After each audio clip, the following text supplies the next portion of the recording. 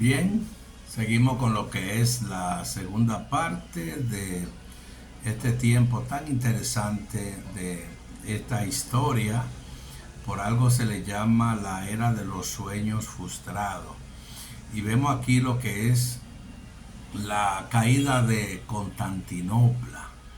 Y dada esa imperiosidad o esa necesidad que parece tener el hombre por poner límites y frontera a la historia, la caída de Constantinopla, que fue en el año 1453, específicamente cuentan los historiadores el 29 de mayo, y esta ha sido considerada tradicionalmente el punto de inflexión entre el fin de la Edad Media y el comienzo de lo que es la Edad Moderna.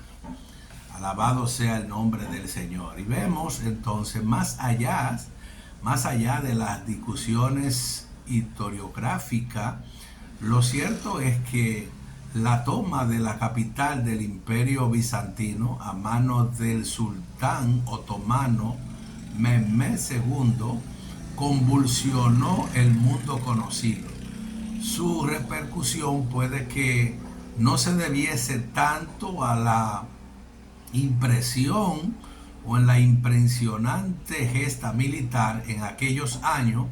Constantinopla tan solo era una tenue sombra de lo que había sido, como al símbolo que ella misma representaba, el último vestigio vivo del glorioso Imperio Romano se desvanecía para siempre, dando paso a lo que era un nuevo imperio, el otomano, que perduraría durante 6 siglos, sin contar, por supuesto, las connotaciones religiosas que este imperio trajo consigo. Entonces, podemos ver que la caída de Constantinopla aquí fueron arruinadas por lo que fue las guerras civiles que había en ese entonces, la peste que hablábamos en el primer video, despedazado por lo que era la ambición de serbios, de búlgaros, de latinos, de turcos, de otomanos, que eran víctimas de una imparable devastación o de vertebración social, porque eso fue así que se le puede llamar a lo que estaba ocurriendo en ese entonces, y en consecuencia privado de los mínimos recursos económicos y humanos necesarios para asegurar su supervivencia. Al Imperio Bizantino entró el asedio y la toma de Constantinopla, marcando el final de esa Edad Media.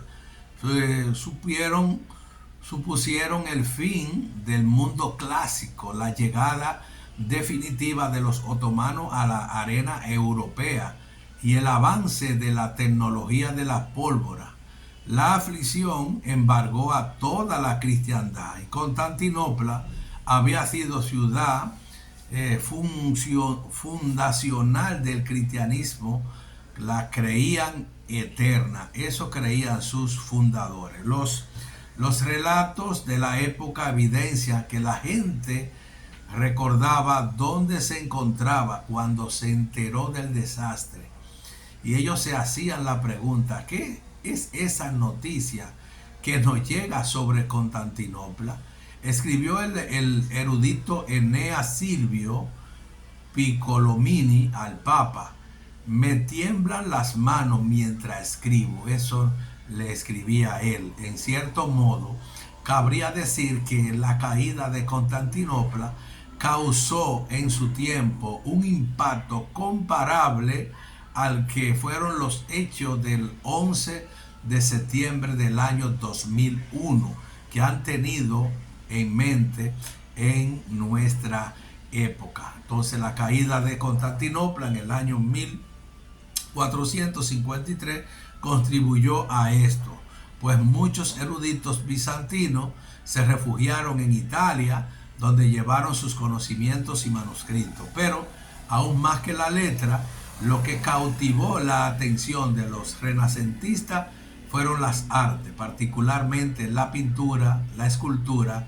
y la arquitectura. En ellas se admiraba lo que era la belleza, la fuerza y proporción del cuerpo humano, como muestra, por ejemplo, el Adán que Miguel Ángel pintó en el techo de la Capilla Sixtina en Roma. La corrupción de la iglesia, la aparente imposibilidad de reformarla y las ansias de una vida más profunda llevaron el auge al que era el misticismo. Y aunque la mayoría de los místicos eran perfectamente ortodoxos, su actitud misma tendía a lo que era debilitar la autoridad de la iglesia.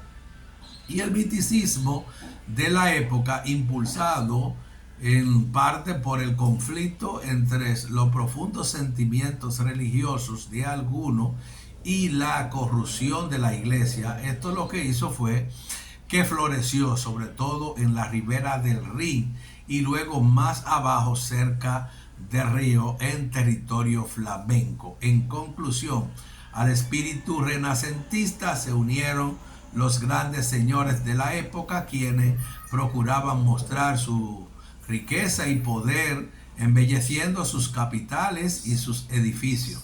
Y entre esos grandes señores se encontraban los papas del Renacimiento. Así el papado, que poco antes había pasado por lo que fue la cautividad babilónica en Aviñón y luego por el gran cisma de Occidente, quedó ahora en manos de papas cuyos ideales renacentistas le llevaban a procurar sobre todo el embellecimiento de Roma y su supremacía sobre el resto de Italia. Y aquellos papas hicieron traer a Roma los mejores pintores, escultores y arquitectos. Para ello tenían que buscar sin modo de atraer también a Roma buena parte de la riqueza de toda Europa. Este fue el tiempo de los Borgia, en particular de Alejandro VI, famoso por sus ambiciones y su corrupción, quien literalmente compró el papado, como lo hicieron varios otros papas por la misma época. Juan Julio, sobrino de Sixto IV, quien también había comprado el papado, se lanzó a la conquista de Italia con tal ahínco que la posteridad le conoce como el Terrible. Así se le conocía a Julio II. Por último, León X de la familia florentina de los Medicis se dedicó tanto a consolidar la conquista de Julio II, en lo que fracasó, como también a completar la Basílica de San Pedro, para lo cual él promulgó la venta de indulgencias, que sería la causa inmediata de la Reforma Protestante.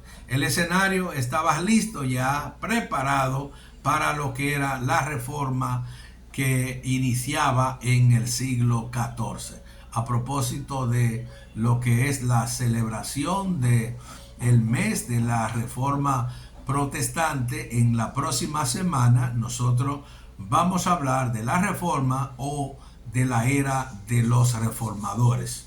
En conclusión, esa chispa, ese fuego que inició con Jerónimo Savonarola, Juan Hus, Juan Wycliffe, aquí entonces le da esa base para que lo que hoy conocemos como los reformadores hicieran la reforma protestante. Bendiciones, y nos vamos a ver en la próxima semana con 100 años de historia.